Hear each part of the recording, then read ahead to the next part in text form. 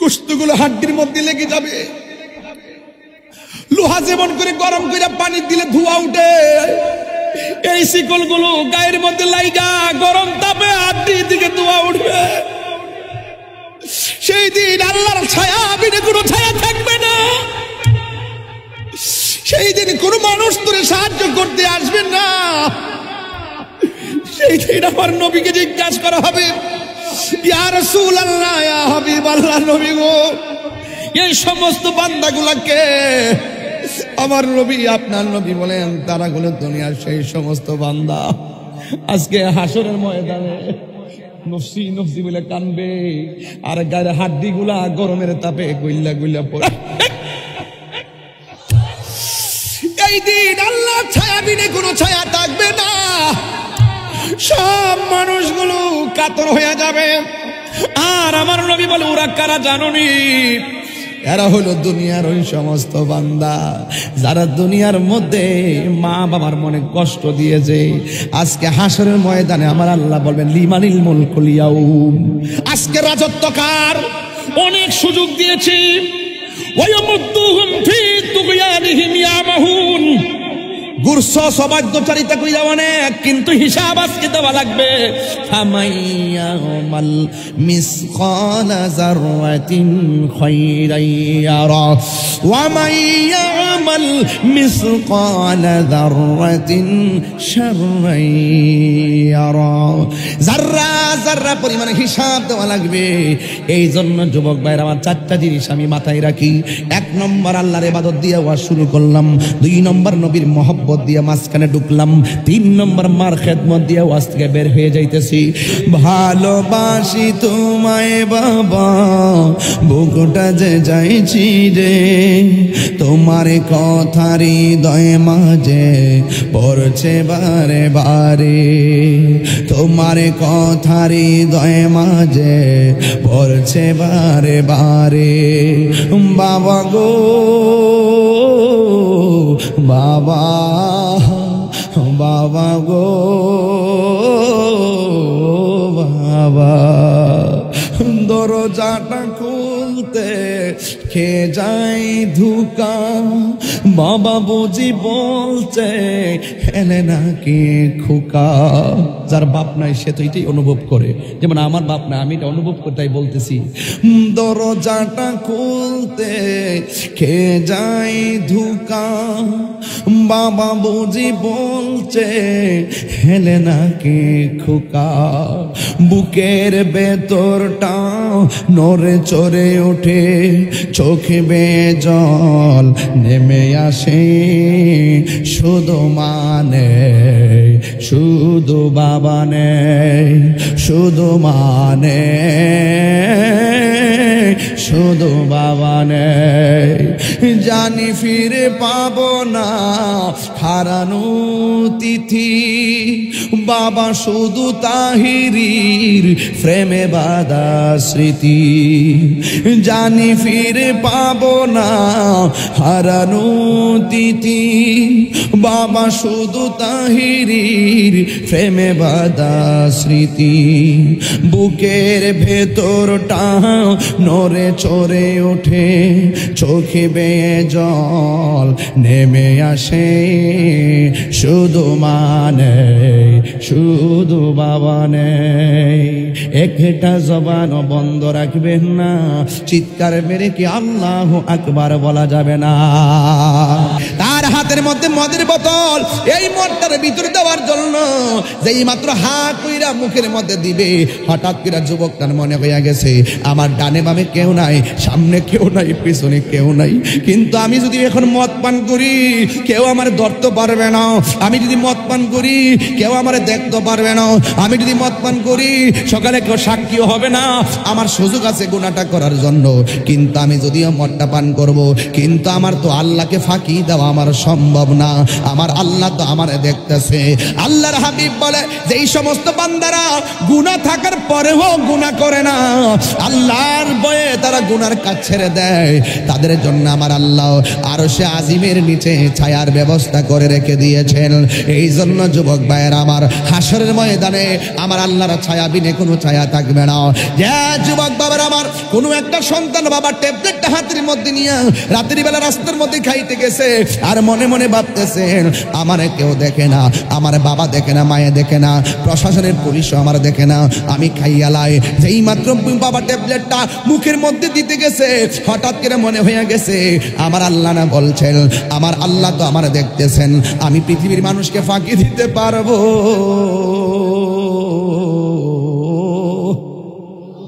আমার আল্লাহরে তো ফাঁকি দিতে পারবো না। আমার নবী বলেন এই চিন্তা কইরা গুনাহ থাকার পরেও যারা গুনাহ করে না আমার আল্লাহ তাদের জন্য পুরস্কারের ব্যবস্থা রাখছে। আমার আল্লাহ এদেরকে একটা জান্নাত দিত না, একটা জান্নাত দিয়ে আমার আল্লাহ ক্ষান্ত হবে না। আমার আল্লাহর কোরআন প্রমাণ করে আমার আল্লাহ ওই সমস্ত পাগলদের জন্য 2টা জান্নাত দিয়ে দিবি। যুবক ভাইয়ের আমার, আমার নবী আপনার নবী বলেন হাসরের ময়দানে অসংখ্য মানুষ নাফসি নাফসি বলে কাঁদবি। ও বন্ধুরে কি দিয়া বুঝাইতাম, ওই ময়দানের ভিতরে 7 শ্রেণীর মানুষকে আমার আল্লাহ আরশে আজিমের নিচে ছায়া দিবে। এর মধ্যে 1 নম্বর যারা হবে তারা হবে ন্যায় বিচারক। বিচারক বাবারা, সমাজের মানুষ যখন আপনার বিচারক বলে সাব্যস্ত করবে আপনি মনে করলেন যে আপনার কপাল খুইল্লা গেছে, কারণ ন্যায় বিচার করতে পারলে এই বিচার যদিও আপনি একটা করবেন, এই ন্যায় বিচারের কারণে আমার আল্লাহ আপনাকে আরশে আজিমের নিচে ছায়া দিয়ে দিবে, ঠিক না? যুবক ভাইয়ের আমার, 2 নম্বর হলো যাদের মন মসজিদের মধ্যে পড়ে থাকবে, বাড়িঘর ভাল লাগে না, আজান দিলে মসজিদের মধ্যে যাইতে মনে চায়। ওই আজানের দিকে আজানটা দিলে দেখবেন অনেক মুরব্বী বাবাজিরা বিছানার মধ্যে পিঠ লাগায় না, বিট লাগায় না, ওরা একটা শাল, এমন একটা শাল, কই শাল আছে ওই শাল, এই শালগুলা দিয়া মুখের মধ্যে ফেস দিয়া যখন আজান দেয় মসজিদের ভিতরে, কিছু কিছু মুরব্বী দেখবেন যখন আজান দেয় মসজিদের ভিতরে কষ্ট হইতেছে আপনারা, যখন আজান দেয় মসজিদের ভিতরে ফজরের নামাজের আজান যখন হইয়া যায় ওই মুহূর্তে আমার আল্লাহ রাব্বুল আলামিনের প্রিয় বান্দা যারা হবে, যারা বান্দা থেকে আল্লাহর বন্ধু হয়ে যায়, তারা বিছানার মধ্যে নামাজের টাইমে পিঠ লাগায় না। যারা বান্দা থেকে আল্লাহর বন্ধু হতে চায় এরা কখনো তাহাজ্জুদের নামাজ মিস করে না। যারা বান্দা থেকে বন্ধু হতে চায় এরা কখনো জিকির বন্ধ করে না। যারা বান্দা থেকে বন্ধু হতে চায় তারা কখনো বান্দার হক মেরে খায় না। যারা বান্দা থেকে বন্ধু হতে চায় তারা কখনো সুদ খাইতে চায় না। যারা বান্দা থেকে বন্ধু হতে চায় এরা কখনো মা বাবার মুখে বুকে লাথি মারে না। যারা বান্দা থেকে বন্ধু হতে চায় তারা কখনো মাপে কম দেয় না। এবার বান্দারা দেখবেন আল্লাহর প্রিয় বান্দা যারা আছে আজানটা মসজিদে হলে দৌড়াইয়া শালটা গায়ের মধ্যে লাগাইয়া শাসি ডাক দিয়া কই কি ব্যাপার, আজান মাত্র পড়লো এখনই মসজিদে যাচ্ছেন কেন? চাষা ডাক দিয়া কয় তুমি চিন্তা করো না, এই বিছানার চাইতে মসজিদে গিয়া বইয়া থাকলে অনেক ভালো। কই কেন? কই মসজিদের ভিতরে শুধু শুধু বৈশা থাকলেও নফল ইবাদতের সওয়াব পাওয়া যায়। কথা বলেন ঠিক কিনা? এমন আগের দিন এখন আর নাই, আগের দিনগুলো শোনা যায় না। আগে যখন আজান দিত ফজরের আজান, পাখিগুলা ডালের মধ্যে কিচিমিচি করে ডাক দিত, তখন মনে মনে ভাবতাম সকাল হয়ে গেছে। আর হাঁস মুরগিগুলা উগার থেকে বাইর করে দিত আর কিচিমিচি আওয়াজ শোনা যাইত। এখন আগের মতো হাঁসের আওয়াজ শোনা যায় না, আখেরও চিচিমিচি করে আওয়াজ শোনা যায় না, মুরগির আওয়াজ শোনা যায় না। আগে দেখছি সকালবেলা হইলে কত সুন্দর করে উঠান পাটি পরিষ্কার করে রাখতো, এখন আর সেই উঠানগুলা পরিষ্কার দেখা যায় না। যুবকের দল আমি সাসার দেখছি, আগে মুরব্বীরা দেখছি, আগে কিন্তু মুরব্বীরা ফজরের টাইমে বের হলে ঘরের পানি দিয়া, ওই শীতের দিন পানি পুকুরের একদম নিচে থাকে, কাঠ দিয়া থাক বানায়া উজুখানা বানায়, একবার নিচে যাইয়া দইরা নিচে যাইয়া উজু করে, উজু কইরা রেহে বাবা, উজু কইরা গায়ের মধ্যে শালটা দিয়া এমন ভাবে ঘর থেকে শালটা ফেস দিয়া মসজিদে হাইটটা যায়। গিরাটার আদা দুপুরে লঙ্গিটা বালা করে ফিনতে পারে না, শীতের কারণে কোন রকম লঙ্গিটা বাইন্দা আর শালটা গায়ের মধ্যে লাগাইয়া বলে গাফুরুর রাহিম নাম তোমার আল্লাহ হো আল্লাহ হো আল্লাহ গাফুরুর রাহিম। আল্লাহ হো আল্লাহ গো কবরে আযাব যদি মানুষ দেখি তো কন্যা আল্লাহ কবরে আযাব যদি মানুষ দেখি তো গরবারি রিয়া পাগল হইত আল্লাহুম্মা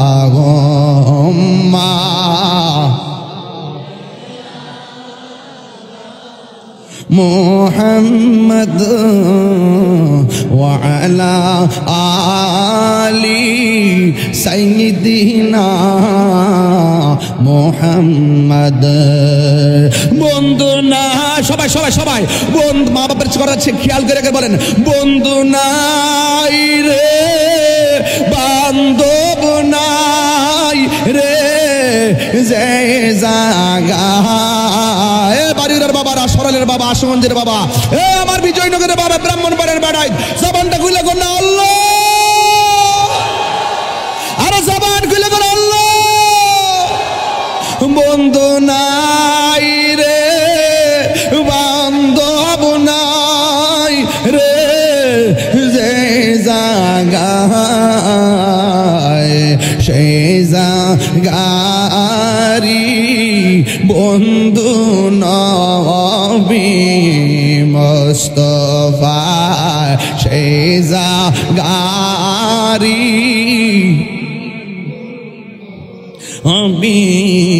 মুস্তাফা যুবক ভাইরা আমার নবী আপনার নবী বলে যারা ওই কবরে চিন্তা কইরা বিছানার মধ্যে পিঠ না লাগাইয়া মসজিদের মধ্যে চলে যায় এদেরকে আমার আল্লাহ আরশে আজিমের মধ্যে ছায়া দান করে দিবে আর একটা হলো যুবক যার মনটা জিকিরের জন্য ফানা যার মনটা মসজিদের জন্য দেওয়ানা আমার দেশে দেখবেন দোকানে পয়সা ঘন্টার পর ঘন্টা সময় নষ্ট করে হিসাব নেয় না আর মসজিদের মধ্যে যাইয়া বারবার ঘড়ির কাঁটার দিকে তাকায়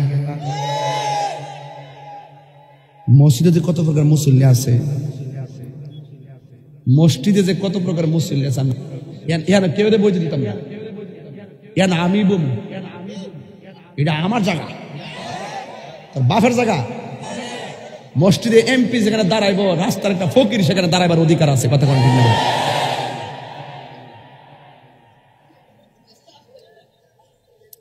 আবার মসজিদের মধ্যে দেখবেন গেলে যখন ইমাম সাহেবের বৈঠকে যা খলিল সাহেব খলিল রাজা যখন বৈঠকে যায় জানালে আসাদু আল্লাহ ইলাহা কইরা জানালি দুরূদ শরীফ পড়তে পারে না পিছন থেকে এই করে দেখবা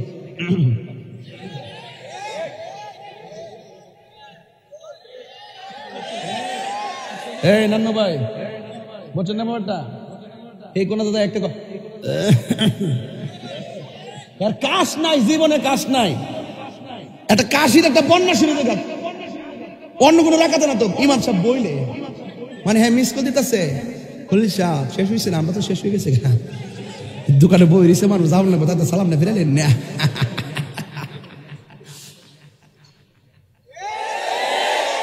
এই রোগ দিয়ে আমার কাছে ধরা পড়ে আমি যে আবিষ্কারটা করে দিব এটা শুনতেন না কাশি দিয়ে মিস কল দেয় আবার সিস্টেম আছে এইটা যখন দিবেন মানে ইমাম সাহেবরে ঘুমের থেকে সজাগ করব আরে বাপরে বাবা হুদুদি এর বয়স হলো 18 হেও কর আচ্ছা কোন তো হে কি অরিজিনাল কাশি দিছে নাকি বাটপারি করে কাশি দিছে এটা কেউ না জানলো একজন জানে কোন তিনি কে আরে হাত তুলে কোন তিনি কে আজকে ওয়াজ দুমা উড়ে দিয়েছি যাতে কপালে কতইব সকালবেলা দোকানে একটু করে দিলটা নরম করে দেন আমার ওয়াজের তো একটা ধাস আছে না তবে এখন যা বলতেছি সব প্রয়োজনীয় কথা প্রয়োজনীয় না প্রয়োজনীয় কথা এবার যে ব্যাপার আইছেন আমি ছোট মানুষ একটা উঁচা চেয়ার দিছি তা আমার মানা বডি হইল সিফা সাফা খারাপ লাগে নাকি খারাপ লাগে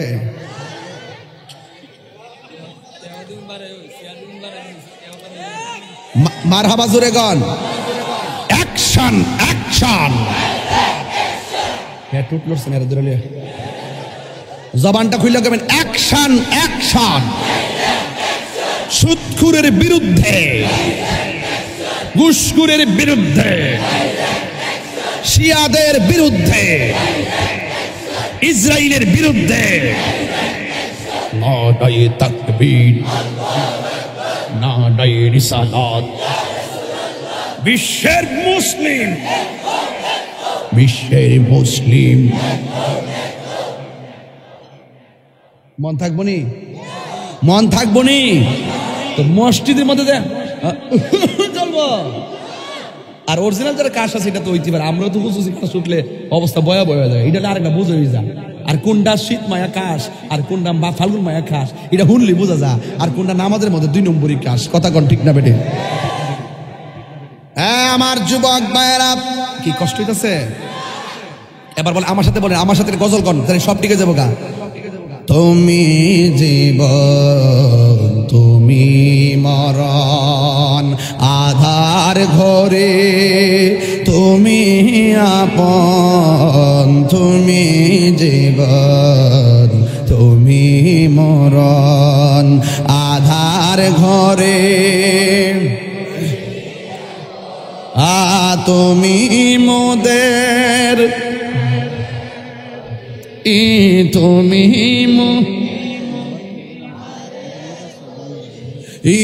তুমি নিদান করানেওয়ালা, ইয়া রাসূলুল্লাহ ইয়া হাবিবাল্লাহ, ইয়া রাসূলুল্লাহ ইয়া হাবিবাল্লাহ, ইয়া রাসূলুল্লাহ। জোরে জোরে কে আল্লাহু আকবার বলা যাবে না?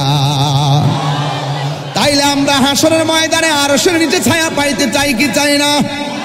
তাইলে ঘুষ খাইয়া বিচার করলে ছায়া পাওয়া যাবে। তার মানে বোঝা গেল ন্যায় বিচার করতে হবে।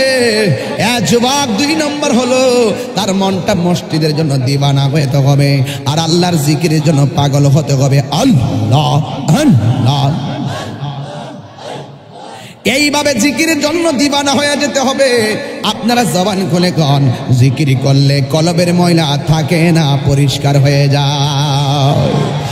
আর আমার নবী বলছে আযান দিলে নামাজের জন্য তার মনটা পাগল, মসজিদে বয়া থাকবার লাগে মনটা পাগল, জিকির শুনলেই তার মনটা দিওয়ানা হয়ে যায়। যুবক আমার নবী আপনার নবী বলেন 2 নম্বর গেল। 3 নম্বর হলো যারা আল্লাহর ওয়াস্তে দান করে, আশাখিউ হাবিবুল্লাহ। এই দেখেন দানটার ব্যাপারে কেমন আসছে দেখেন। ও যুবকরে হাজী বাড়ির প্রবাসীরা নগদ পাঠাই দিয়েছে 54,000 টাকা। হাজী বাড়িরা প্রবাসীরা দিয়ে আগে এই প্রবাসীরা নগদ দিয়া দিয়েছে 54,000 টাকা। অথচ আমার নবী আপনার নবী বলেছেন যারা আল্লাহ রাস্তায় দান করবে হাসরের ময়দান যেদিন কায়েম হয়ে যাবে, ও যুবকের দল, আমার আল্লাহ রাব্বুল আলামিন তার মাথার উপরে আরশে আজিমের ছায়া দান করে দিবে।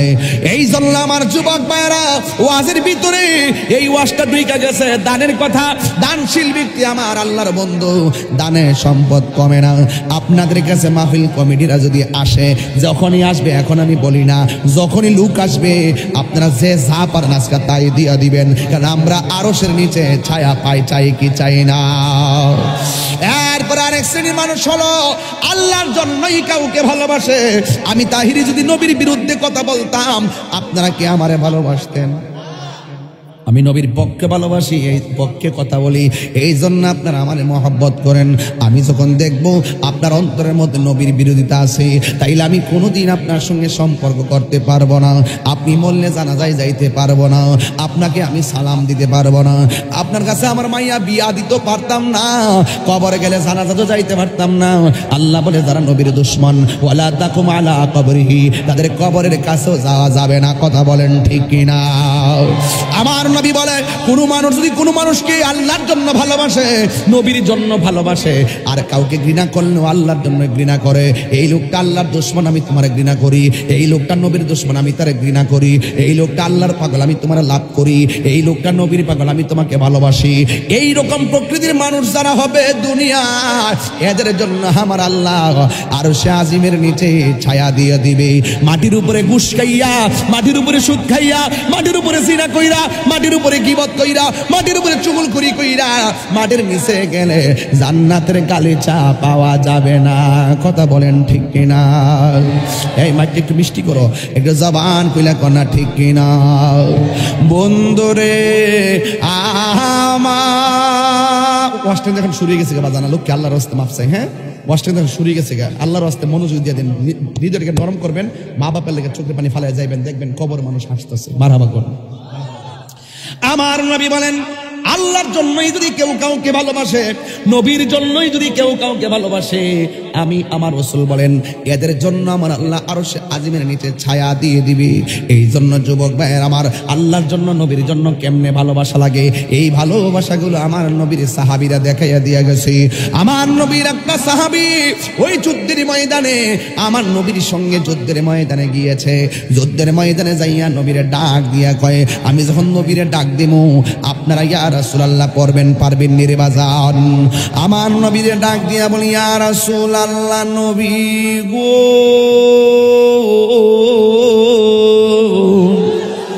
ও মায়ার নবীজি, আমি আপনার ডাকে সারা দিয়ে যুদ্ধের ময়দানে এসেছি।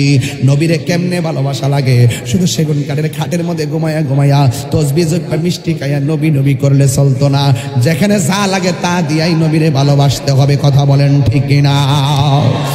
আমার নবীর সাহাবী ডাক দিয়া ইয়া রাসূলুল্লাহ নবী গো,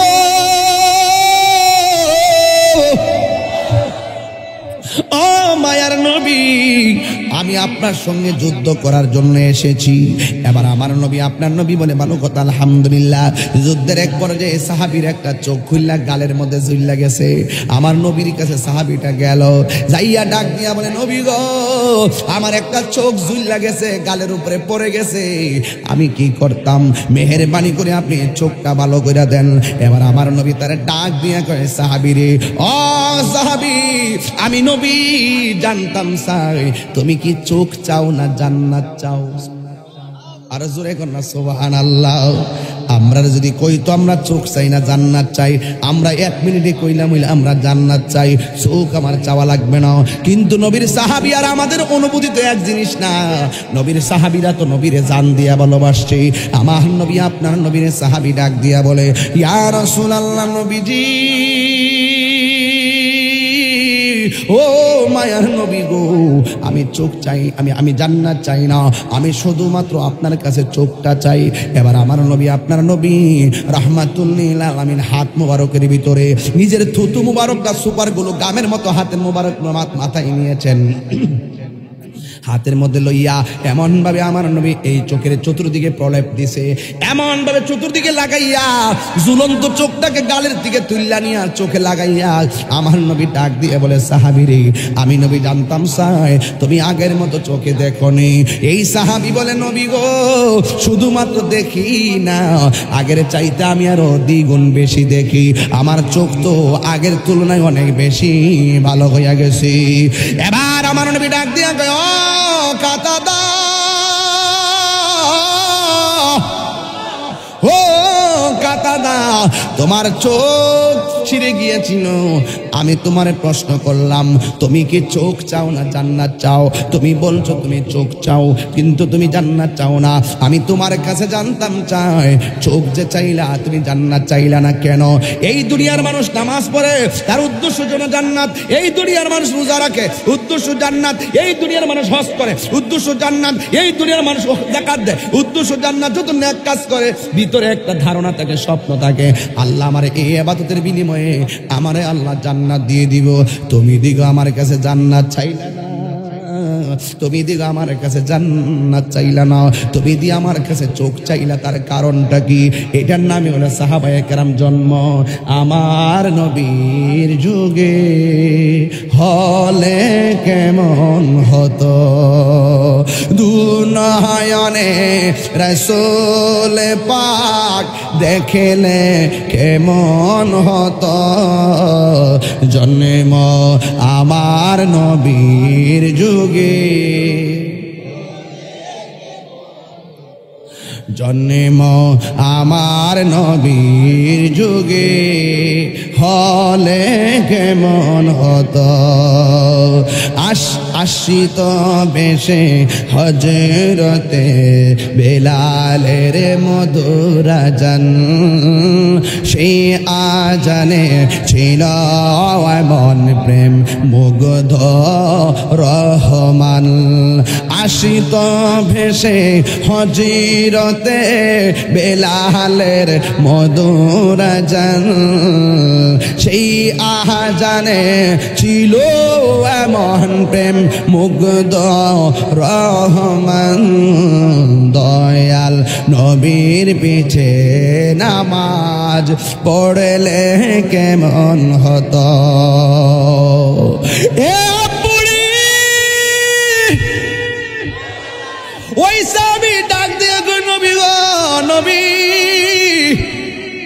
আপনি আমার প্রশ্ন করেছেন আমি কি চোখ চাই না জান্নাত চাই আমি চোখ চাইছি তার কারণ কি জানেননি ইয়া রাসূলুল্লাহ যেই কাতাদা আপনারা জানের চাইতে বেশি ভালোবাসে যেই কাতাদা আপনার ডাকে জিহাদের ময়দানে আসে যেই কাতাদা দ্বীনের জন্য হকের জন্য চোখ কুরবানি দিয়া দেয় আর যেই কাতাদার চোখটা রাহমাতুল লিল আলামিন নিজের হাতে লাগায়া দেয় এই আল্লাহ কাতাদার জান্নাত চাওয়া লাগবে না জান্নাতের হুররা তো আমার নেওয়ার জন্য পাগল থাকবে এই জন্য আমি জান্নাত চাই কি করব এই জন্যই তো রাবিয়া বসরি বলছিল আমি জাহান্নামের আগুনে ডরাই না জান্নাতের আশা করি না আমি জান্নাতের মালিকের পাগল মালিক যদি আমার প্রতি রাজি হইয়া যায় আমার জীবনের গুনাহ মাফ হইয়া যাবে আর জান্নাতের হুররা আমার নেওয়ার জন্য পাগল হয়ে যাবে চিৎকার মাইরা কি আল্লাহু আকবার বলা যাবে না এই জন্য আমার নবী বলেন এই দুনিয়ার কোন মানুষ যদি নবীর জন্য কাউকে ভালোবাসে আজকে তো আমরা ভালোবাসি টাকা দীক্ষা সম্পর্ক করি টাকা দীক্ষা মাইয়া বিয়া দেই টাকা দীক্ষা বন্ধুত্ব করি টাকা দীক্ষা বাড়িঘর দীক্ষা আমরা কত সুন্দর আত্মীয়তা করি অথচ আগে যখন মুরব্বীরা মেয়ে দেখতে যাইতো যাইয়া প্রথমেই দেখতো বাথরুমটা কই আছে গোসলখানাটা কোথায় আছে বাড়িঘর দেখছে না নানা কিতা করে নানি কিতা করে ওদের আমলটা দেখতো আগে ইমানটা দেখতো আগে যখন আমরা ইমান আমল বাদ দিয়া দুনিয়াদারির দিকে তাকাইয়া সম্পর্ক করি তখন আমাদের সংসার আর মানুষ আনতাম পারি না সব আয়সা অমানুষ হইয়া ঢুকে কথা কোন ঠিক কিনা আরে ঠিক কিনা কোন এই ফুলাভান সম্পর্ক করিস না আমি যুবকদেরকে বলি তোর যদি মেয়ে পছন্দ হয় তোর বাপকে বলবি আমার পছন্দ হয়েছে তোর বাপে যদি রাজি না হয় আমার কাছে কবি আমি তোর বাপের সঙ্গে প্রয়োজন আলাপ করব কিন্তু কোন ধরনের মেয়ের জন্য বয়ফ্রেন্ড হবে না আর ছেলের জন্য গার্লফ্রেন্ড হবে না কথা বলেন ঠিক কিনা এই বয়ফ্রেন্ড আর গার্লফ্রেন্ডের রোশনালে আজকে যুব সমাজের চরিত্র নষ্ট হয়ে যাচ্ছে কথা বলেন ঠিক না বেঠে ওই কথা বলতে দিরাই আজকে তো খেলার মধ্যে বেড়ে গেলাম দেখছি হুজুর আসসালামু আলাইকুম আমার একটা প্রশ্ন আমার নাম মুস্তাকিম হুজুর আমি একটা মেয়েকে ভালোবাসি সেও আমাকে অনেক ভালোবাসে আমি তাকে ছাড়া বাঁচতে পারবো না সে আমাকে ছাড়া বাঁচতে পারবে না এখন আমাদের ফ্যামিলি হঠাৎ মেনে নিচ্ছে না এটা আমার করণীয় কি তুই আমার কাছে যোগাযোগ করিস পার্সোনাল যোগাযোগ করিস প্রয়োজন আমি তোর বাপের কমো যে ছেলে যেটা প্রশ্ন করে আসতে থাক আস্তে আস্তে কইতাছি রাখেন এটা একটা সম্পর্ক আমি বলতেছি হ্যাঁ শোনেন আমি বলি বাবা শেষ করে দিচ্ছি আজকে শতকরা 80% যুবকের মেন্টালিটি সেদিকে আজকে সমাজ অধপতনে যাওয়ার মূল কারণ কি কেন সংসার অশান্তি 80% সম্পর্ক অবৈধ কথা বলেন ঠিক না বেঠি আমি তোমাকে এটা বলি না যে তাকে সামনে বাঁচতে পারবো না তুই কি মরে যাবে তার জন্য এই যখন কথা হয় সন্তানদের তখন সন্তান সুইসাইডের পথ বেছে নেয় তখন মেয়েটা আত্মহত্যার পথ বেছে নেয় এই জন্য আমি বাড়িউরা মনসুর আহমদ চেয়ারম্যান সাহেবকে বলে দিয়ে যায় আত্মহত্যা করে যে মারা যাবে তার জানাজা আপনি যাবেন না খলিল রাজা সাহেবকে বলে দিয়ে যায় আত্মহত্যা করে যে মারা যাবে আপনি তার জানাজায় যাবেন না গ্রামের সর্দাররা যাবে না মাতবররা যাবে না চেয়ারম্যানরা যাবে না উলামায়ে কেরাম যাবে না এটা বুঝাই দিতে হবে এই পথে যারা মৃত্যুবরণ করে তারা মৃত্যুটা হলো কলঙ্কিত মৃত্যু কথা বলেন ঠিক কিনা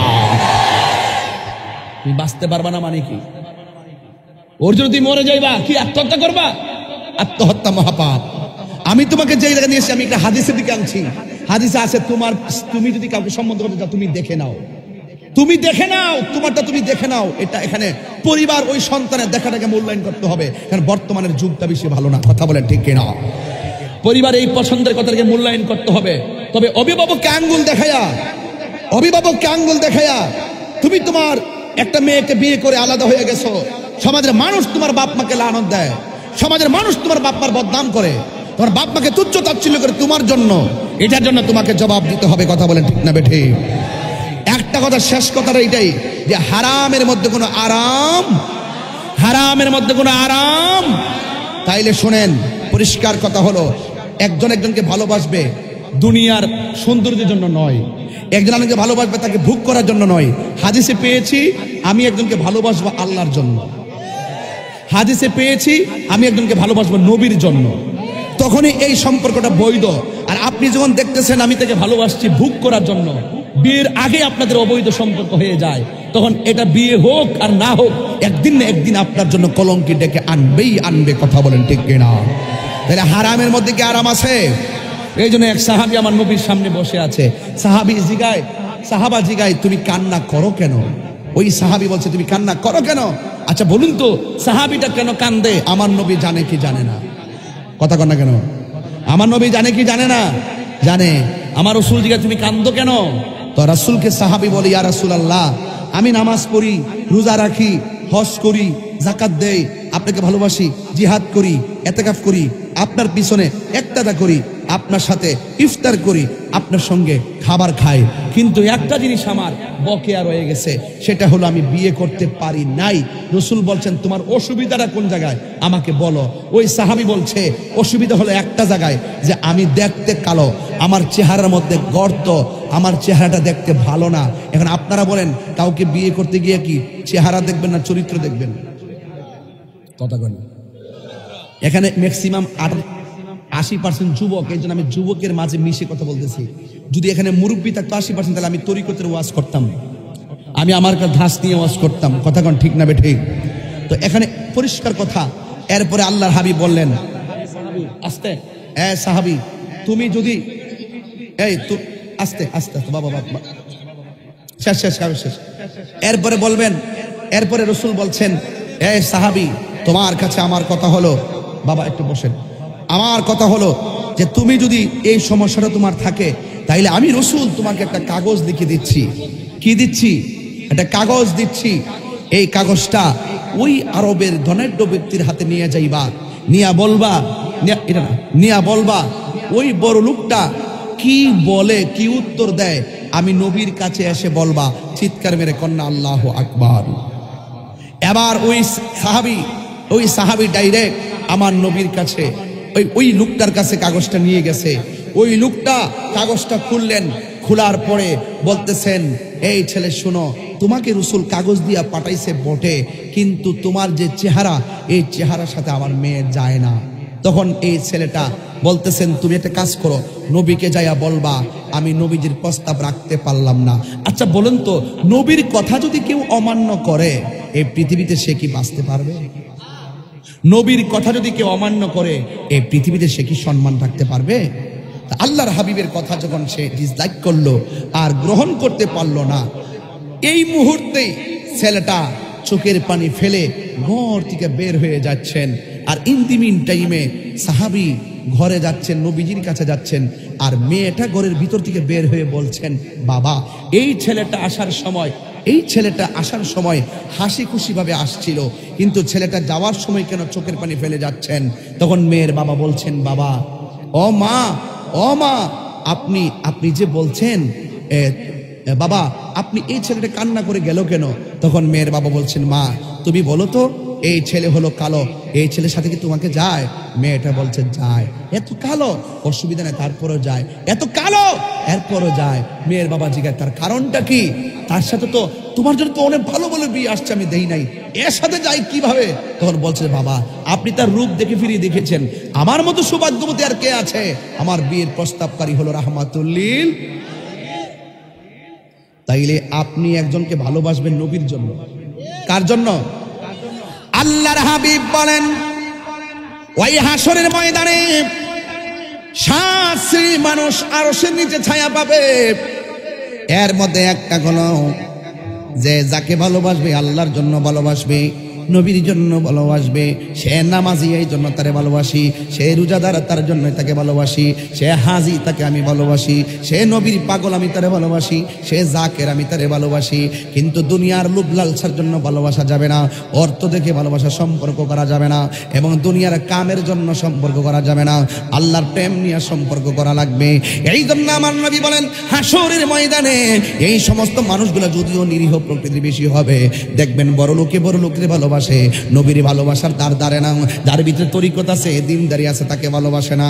দেখবেন আমরার মতন মোল্লা দেখলে ওই বড় বড় বিল্ডিং এর মালিকরা মনে করে কই মোল্লাগিরি করে, হুজুর হুজুর হুজুর হুজুর, এরকম আছে কিনা বলেন?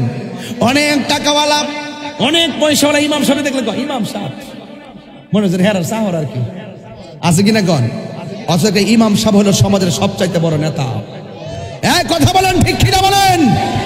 আপনি ভালোবাসবেন, আল্লাহর জন্য ভালোবাসতে হবে। সাবধান বলে দিলাম, হালকা একটা কুমির ঢুকাবেন না, বিপদ এসে যাবে। কথা বলেন, ঠিক কিনা বলেন? এই জন্য আমি আপনাকে ভালোবাসবো, আল্লাহর জন্য ভালোবাসবো, আর আপনাকে ভালোবাসবো, নবীর জন্য ভালোবাসবো। আমার নবী বলে এই প্রকৃতির মানুষগুলো বেশিরভাগ আমার আল্লাহ পাকের মহব্বতের জন্যই ভালোবাসে। আমার আল্লাহ তাদেরকে আরশে আজিমের নিচে ছায়া দিয়ে দিবে। এরপরে আরেকটা হলো, পৃথিবীর মধ্যে এমন কিছু ছেলে আছে যারা হাজার হাজার হাজার হাজার সুযোগ আছে গুনাহ করার জন্য। রাতের বেলা একটা মদের বোতল হাতে নিল, নিয়া মদের মুখটা খুললো, খুললা মদটা মুখে দিতে গেল, দিয়া ডানে তাকাইতেছে কোনো মানুষ নাই, বামে তাকাইতেছে কোনো মানুষ নাই, সামনে তাকাইতেছে কোনো মানুষ নাই, পিছনে তাকাইতেছে কোনো মানুষ নাই। তার হাতের মধ্যে মদের বোতল, এই মদটার ভিতরে দেওয়ার জন্য যেই মাত্র হাত কইরা মুখের মধ্যে দিবে, হঠাৎ করে যুবকটার মনে হইয়া গেছে আমার ডানে বামে কেউ নাই, সামনে কেউ নাই, পিছনে কেউ নাই, কিন্তু আমি যদি এখন মদ পান করি কেউ আমার ধরতে পারবে না, আমি যদি মদ পান করি কেউ আমার দেখতে পারবে না, আমি যদি মদ পান করি সকালে কেউ সাক্ষীও হবে না, আমার সুযোগ আছে গুনাহটা করার জন্য। কিন্তু আমি যদিও মদটা পান করব, কিন্তু আমার তো আল্লাহকে ফাঁকি দেওয়া আমার সম্ভব না, আমার আল্লাহ তো আমারে দেখতেছে। আল্লাহর হাবিব বলে যে এই সমস্ত বান্দারা গুনাহ থাকার পরেও গুনাহ করে না, আল্লাহর ভয়ে তারা গুনার কাজ ছেড়ে দেয়, তাদের জন্য আমার আল্লাহ আরশে আজিমের নিচে ছায়ার ব্যবস্থা করে রেখে দিয়েছেন। এই জন্য যুবক ভাইয়ের আমার, হাসরের ময়দানে আমার আল্লাহর ছায়া বিনে কোনো ছায়া থাকবে না। যে যুবক বাবার আমার, কোনো একটা সন্তান বাবার ট্যাবলেটটা হাতের মধ্যে নিয়ে রাত্রি বেলা রাস্তার মধ্যে খাইতে গেছে, আর মনে মনে ভাবতেছেন আমারে কেউ দেখে না, আমার বাবা দেখে না, মায়ে দেখে না, প্রশাসনের পুলিশও আমার দেখে না, আমি খাইয়ালাই। যেই মাত্র বাবা ট্যাবলেটটা মুখের মধ্যে দিতে গেছে, হঠাৎ করে মনে হইয়া গেছে আমার আল্লাহ না বলছেন, আমার আল্লাহ তো আমার দেখতেছেন, আমি পৃথিবীর মানুষকে ফাঁকি দিতে পারবো,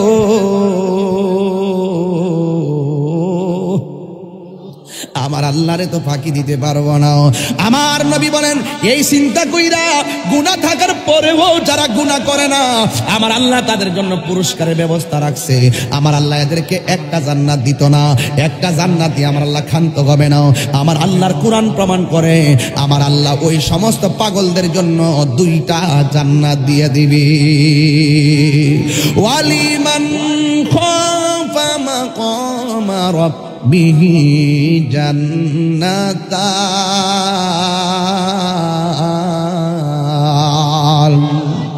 আল্লাহ রাব্বুল আলামিন বলেন যারা আমি আল্লাহকে ভয় করে, যারা গুনার কাজ ছাইরা দেয়, এর জন্য আমি আল্লাহ 2টা জান্নাত দিয়ে দিব।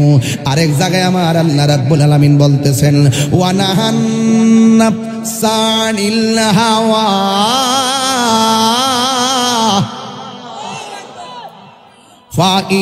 ফাইন্নাল জান্নাতা হিয়াল মাওয়া।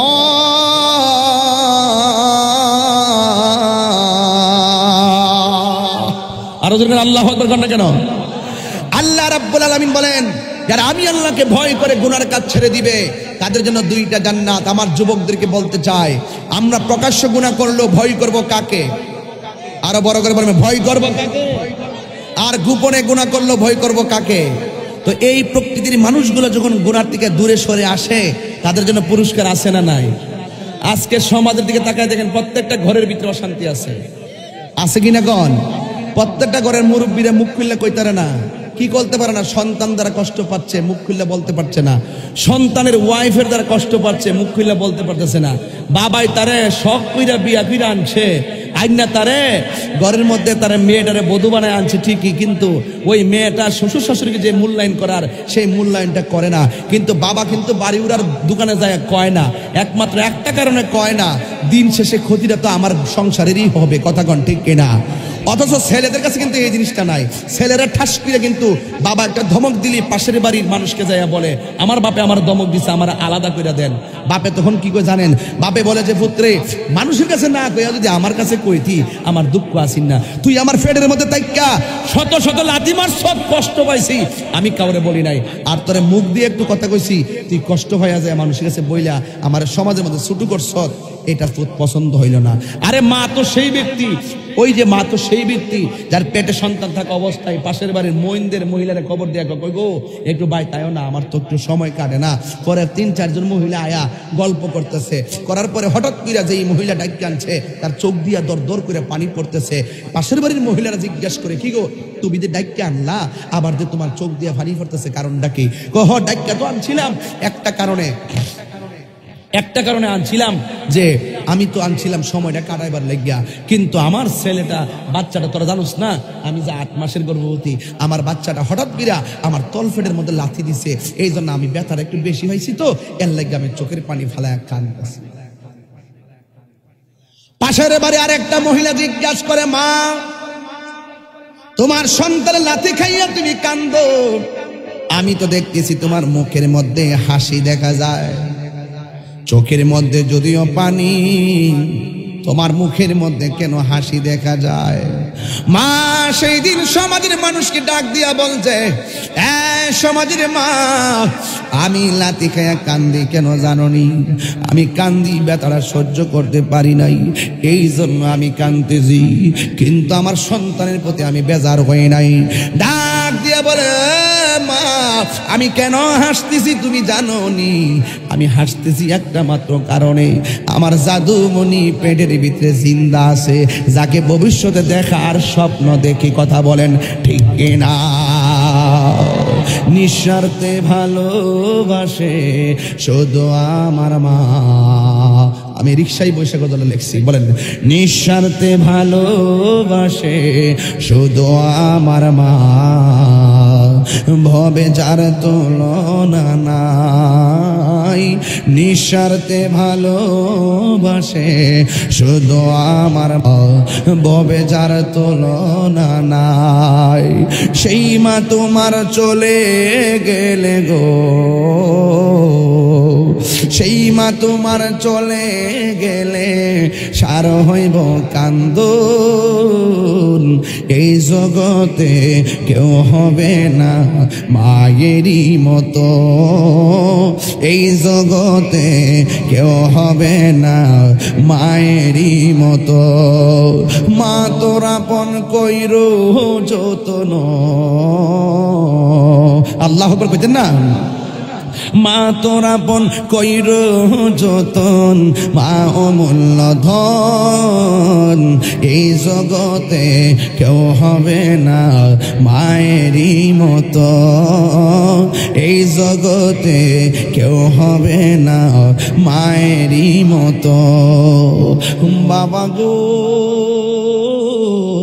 বাবা, বাবা গো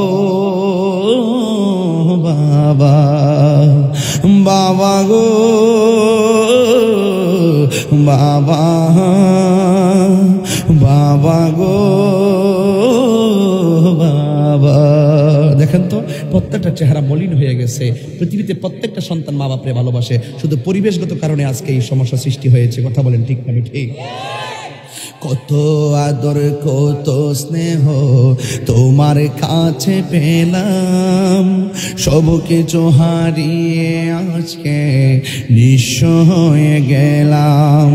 কত আদর কত স্নেহ তোমার কাছে পেলাম, সব কিছু হারিয়ে আজকে নিঃস্ব হয়ে গেলাম। ভালোবাসি তোমায় বাবা, বুকটা যে চাইছি রে। ভালোবাসি তোমায় বাবা, বুকটা যে চাইছি রে। তোমার কথা হৃদয় মাঝে পড়ছে বারে বারে, তোমার কথা হৃদয় মাঝে পড়ছে বারে বারে। বাবা গো বাবা, বাবা গো বাবা, দরজাটা খুলতে কে যাই ধুকা, বাবা বুঝি বলছে হেলে নাকি খোকা। যার বাপ নাই সে তো এটাই অনুভব করে, যেমন আমার বাপ নাই, আমি এটা অনুভব করে তাই বলতেছি। দরজাটা খুলতে কে যাই ধুকা, বাবা বুঝি বলছে হেলে নাকি খোকা। বুকের ভেতরটা নড়ে চড়ে ওঠে, চোখে বেয়ে জল নেমে আসে। শুধু মানে শুধু বাবা নেই, শুধু মানে শুধু বাবা নেই। জানি ফিরে পাবো না হারানো তিথি, বাবা শুধু তাহিরির প্রেমে বাঁধা স্মৃতি। জানি ফিরে পাবো না হারানো তিথি, বাবা শুধু তাহিরির প্রেমে বাঁধা স্মৃতি। বুকের ভেতরটা নড়ে চড়ে ওঠে, চোখে বেয়ে জল নেমে আসে। শুধু মানে শুধু বাবা নেই। একটা জবানও বন্ধ রাখবেন না, চিৎকার মেরে কি আল্লাহু আকবার বলা যাবে না? এই জন্য আল্লাহর হাবিব বলতেছেন, রিদার রাব্বি ফি রিদাল ওয়ালিদাইন ওয়া সাকাতুর রাব্বি ফি সাকাতিল ওয়ালিদাইন। পিতামাতার সন্তুষ্টিতে আল্লাহর সন্তুষ্টি। এই জন্য হাসরের ময়দানের কথা বলছিলাম। আমার নবী বলেন, হাসরের ময়দানে কিছু কিছু সন্তান গায়ের মধ্যে আগুনের শিকল দিয়া বের দিবে, গোশতগুলো হাড্ডির মধ্যে লেগে যাবে, গোশতগুলো হাড্ডির মধ্যে লেগে যাবে। লোহা যেমন করে গরম করে পানি দিলে ধোঁয়া উঠে, এই শিকলগুলো গায়ের মধ্যে লাইগা গরম তাপে হাড্ডির দিকে ধোঁয়া উঠবে। সেই দিন আল্লাহর ছায়া বিনে কোনো ছায়া থাকবে না। সেই দিন কোনো মানুষ তোরে সাহায্য করতে আসবে না। সেই দিন আমার নবীকে জিজ্ঞাসা করা হবে, ইয়া রাসূলুল্লাহ, ইয়া হাবিবাল্লাহ, নবী গো, এই সমস্ত বান্দাগুলাকে আমার নবী, আপনার নবী বলেন তারা হলো দুনিয়ার সেই সমস্ত বান্দা। আজকে হাসরের ময়দানে নফসি নফসি বলে কানবে, আর গায়ের হাড্ডি গুলা গরমের তাপে গইল্লা গইল্লা পড়ে। এই দিন আল্লাহ ছায়া বিনে কোনো ছায়া থাকবে না। সব মানুষগুলো কাতর হয়ে যাবে। আর আমার নবী বলে, ওরা কারা জানোনি? এরা হলো দুনিয়ার ওই সমস্ত বান্দা যারা দুনিয়ার মধ্যে মা বাবার মনে কষ্ট দিয়েছে। আজকে হাসরের ময়দানে আমার আল্লাহ বলবেন, লিমানিল মুলকুল ইয়াউম, আজকে রাজত্ব কার? অনেক সুযোগ দিয়েছি। ওয়ায়ামুদ্দুহুম ফি তুগয়ানিহিম ইয়ামাহুন, গুরস সবাদ্যচারিতা কইরা অনেক, কিন্তু হিসাব আজকে দেওয়া লাগবে। ফামাইয়ামাল মিসকালা যাররাতিন খায়রান ইয়ারা ওয়া মাইয়ামাল মিসকালা যাররাতিন শাররান ইয়ারা। যাররা যাররা পরিমাণে হিসাব দেওয়া লাগবে। এই জন্য যুবক ভাইরা আমার চারটা জিনিস আমি মাথায় রাখি। 1 নম্বর আল্লাহর ইবাদত দিয়ে ওয়াজ শুরু করলাম, 2 নম্বর নবীর মহব্বত দিয়ে মাঝখানে ঢুকলাম, 3 নম্বর মার খেদমত দিয়ে ওয়াজ থেকে বের হয়ে যাইতেছি। কিন্তু যারা ওয়াজ বুঝেন সংক্ষেপে বুঝবেন, ইবাদত হবে একজনের। জবান খুলে বলুন তিনি কে? শুরুতেই বলছি না 5 ওয়াক্ত নামাজের হিসাব নিকাশ বইলা দিয়া গেছি। যারা বুঝবেন ওয়াজটা বোঝার চেষ্টা করবেন। ইবাদত হবে আমার আল্লাহর, মহব্বত হবে আমার নবীর, খেদমত হবে মা বাবার। এই তিনটা জায়গা যারা ক্লিয়ার রাখে এরাই শুধুমাত্র আল্লাহর বান্দা থাকে না, এরা বান্দা থেকে আমার আল্লাহর বন্ধু হয়ে যায়। কথা বলেন ঠিক কিনা? আমরা আল্লাহর বন্ধু হতে চাই কি চাই না? তাহলে নেশা করলে কি আল্লাহর ওলি হওয়া যাবে? মা বাপরা লাথি মারলে ওলি হওয়া যাবে? অপরের হক মাইরা খাইলে ওলি হওয়া যাবে? তাহলে ওলি আল্লাহ হইতে গেলে শুধুমাত্র নামাজ পড়লেই তো চলবে না। চলবে? আমার দেশের কিছু মানুষ এর ক্ষেতের মধ্যে যায় লাইন কাটতে কাটতে 14 বিঘা করে, আছে কি না? এর ক্ষেত্রে যায় লাইন 14 বিঘা করে নিজের ক্ষেত বাড়া এক ফাদানের লেগা। এই লোকগুলো আবার দেখতে বড় বালা, মানুষ খুব বিশ্বাস করে। লাইলে খুব দিল এই লোকটা বালা, লোকটা আমার লাইলা বাসায় রাখবো। ওই ক্ষেতের মধ্যে যাইয়া আরেকবার ক্ষেতের লাইন কাটটা 14 বিঘা কইরা এই লোকটাই এই মুনাফিকটাই মসজিদে আইসা কইব এই যে মুসল্লিরা কাতার সোজা করেন।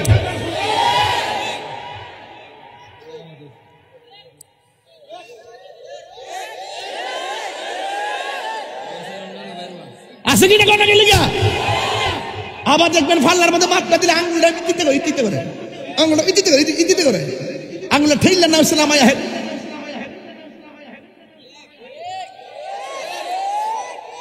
আরে বাবা আরেকবার ক্ষেত কাইটটা 14 বিঘা কইরা মসজিদে আয়া করে আঙ্গুল সোজা করেন।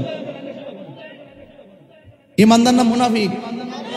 আরো জোরে, আরো জোরে। এই মুনাফিক বাড়ি উড়া নাই, কমই। আগে তো অনেক পরিবর্তন হয়েছে, আমরা এলাকা পরিবর্তন হয়েছে, তবে এখন ডিজিটাল মুনাফিকে বেশি চলে। আগে তো ডাইরেক্ট কয়ে লাইছে, ওখানে ডাইরেক্ট কোনা, এখন কুড়াচ্ছে মনে হচ্ছে কয়। আছে কিনা বলেন? তাহলে এখন আগে কুয়া শুরু করছি ইবাদত দিয়া, মাঝখানে ঢুকছি নবীর মহব্বত দিয়া, এখন বাইরে যাচ্ছি মা বাপের খেদমত দিয়া। তাহলে কোন সাইড থেকে বাদ পড়ছে?